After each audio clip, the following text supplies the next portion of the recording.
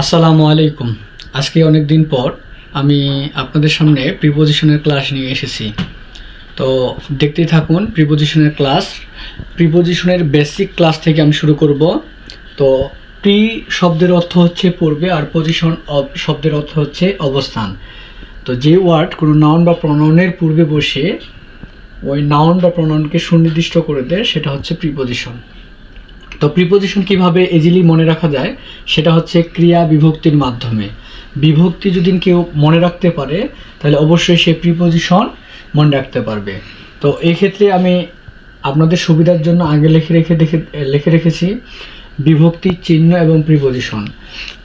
প্রথমা বিভক্তি যখন হবে তখন শূন্য চিহ্ন থাকবে, শূন্য মানে কোনো প্রিপোজিশন ইউজ হবে না। দ্বিতীয় বিভক্তির ক্ষেত্রে কে রে প্রতি এটা চিহ্ন, এটা টু প্রিপোজিশন ব্যবহার করা হবে। তৃতীয়া দ্বারা দেয়া কর্তৃক বাই অথবা উইথ ব্যবহার করা হবে। চতুর্থী কে রে জন্য, এটার জন্য ফর ব্যবহার করা হবে। পঞ্চমী হইতে থেকে চেয়ে, এর জন্য ফ্রম প্রিপোজিশন ব্যবহার করা হবে। ষষ্ঠী এর জন্য অফ ব্যবহার করা হবে। সপ্তমী এ অন্তস্থ তে। আপনারা হয়তো বা জানেন যে বাংলা দ্বিতীয়ের এক সবথেকে গুরুত্বপূর্ণ যে পার্টটা সেটা হচ্ছে কারক ও বিভক্তি। কারক ও বিভক্তি সেক্ষেত্রে আমরা মনে রাখবো বিভক্তি কি। প্রথমা বিভক্তিটাকে আমরা শূন্য বিভক্তি বলি।